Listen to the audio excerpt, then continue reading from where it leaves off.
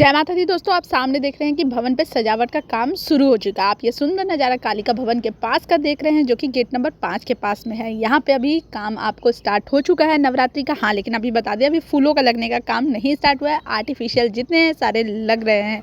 और इस तरह से देखिए, यहाँ पे तिरंगे का भी लगा दिया और ऊपर मौसम बहुत सुहाना है। अगर आप इन दिनों आ रहे हैं तो ठंड के कपड़े लेके आइए। 8 न्यू टेलीकॉम टावर्स जो हैं वो इंस्टॉल किए हैं कटरा से लेकर भवन तक, ताकि जो शैडो एरियाज हैं उनको कम से कम किया जा सके और अधिकतर एरिया में लोगों के पास नेटवर्क कनेक्टिविटी रहे और उनको किसी प्रकार की कठिनाई ना हो।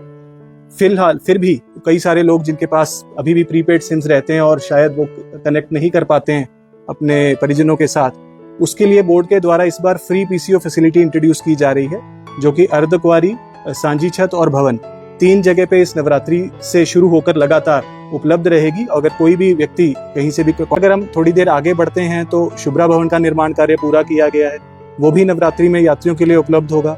वहां पर भी रेस्ट एरियाज की फैसिलिटी है, वाटर एटीएम्स की फैसिलिटी है, मदर्स रूम और छोटा सा एक चाय का लंगर है, ताकि एक जो है स्वागत जो है बोर्ड की तरफ से यात्रियों का किया जा रहा है पारंपरिक यात्रा मार्ग पर। उसके अलावा ड्रेनेज एरिया की इम्प्रूवमेंट, स्ट्रीट लाइटिंग की इम्प्रूवमेंट, बहुत सारी ऐसी चीजों के ऊपर इस बार हमने विशेष ध्यान रख के और बहुत सारे स्थानीय स्टेक होल्डर्स के फीडबैक को ध्यान में रखते हुए इसके ऊपर कदम उठाए हैं, ताकि जो चलिए हम आपको दिखा देते हैं वैष्णो देवी कटरा का main gate of reaching point के पास में भी आपको किस तरह से सजाया गया है। आपको दिख रहे हैं कटरा के धर्म की पावन नगरी फुआरा चौक को भी सजाया गया हुआ है और यहाँ पे RFID कार्ड के लिए लंबी लाइनें लगी हुई है। चलिए आपको बता दें कि आप अगर आते हैं ऑफलाइन, आपको बैटरी कार की व्यवस्था लेनी है तो आपको बता दें, सबसे पहले दिव्यांगों के लिए फ्री किया गया है इस नवरात्र बैटरी कार के लिए, और बड़े बुजुर्ग के लिए उसके बाद मिल जाता है नंबर।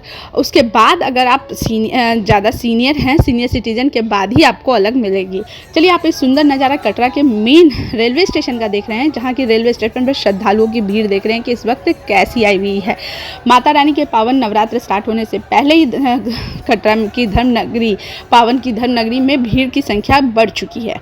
चलिए आपको बता देते हैं कि वैष्णो देवी में आपको ऊपर दुर्गा भवन पे रुकने की व्यवस्था सभी बताते हैं कि दुर्गा भवन में मिलती है। आपको बता दें, भव्य नवरात्रों में दुर्गा भवन को काफ़ी लेट से खोला जाता है, कभी रात के 2 बजे, कभी तो खोला भी नहीं जाता है।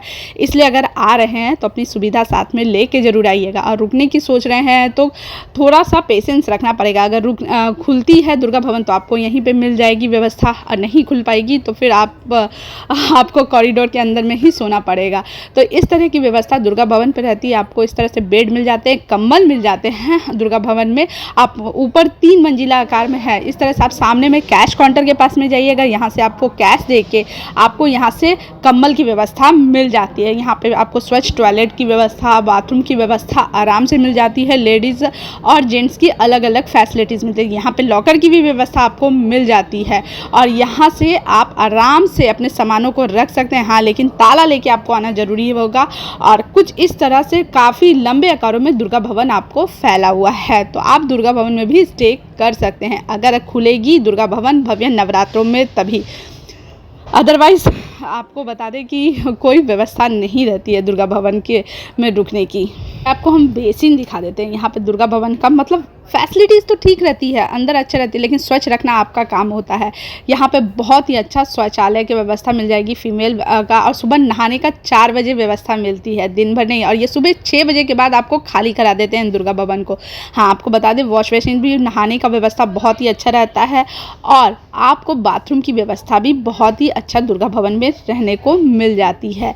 तो कुछ इस तरह का आपको दुर्गा भवन में व्यवस्था है।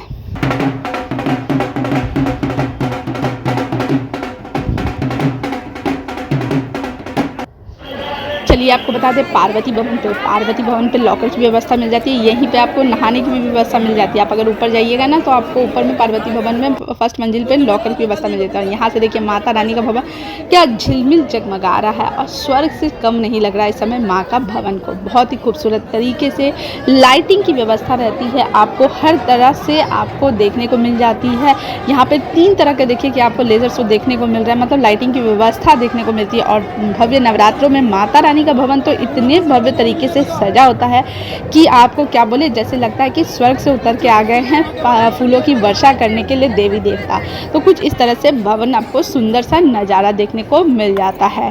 तो आप आराम से सबसे पहले आइए ना, तो सबसे पहले पार्वती भवन पे ही चले जाइए, वहीं पे लॉकर की व्यवस्था ले लीजिए, फ्रेश हो जाइए, उसके बाद सीधा माता रानी के भवन पे दर्शन करने के लिए पहुंच जाइए, क्योंकि काफ़ी लंबी कतारों का सामना भी करना पड़ जाता है। भव्य नवरात्रों में काफ़ी भीड़ देखने को मिल जाती है माता रानी के दरबार में भव्य नवरात्रों में।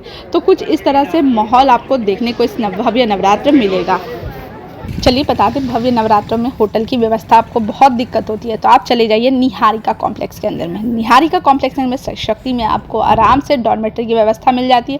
150 रुपीज़ लेते हैं और बहुत ही अच्छा डॉर्मेट्री का सिस्टम आपको मिल जाता है। वहाँ पर भी आपको बेसिन, नहाने का, गर्म पानी, लॉकर की व्यवस्था आपको सभी मिल जाती है, बहुत आराम से मिल जाती है, ऑफलाइन भी।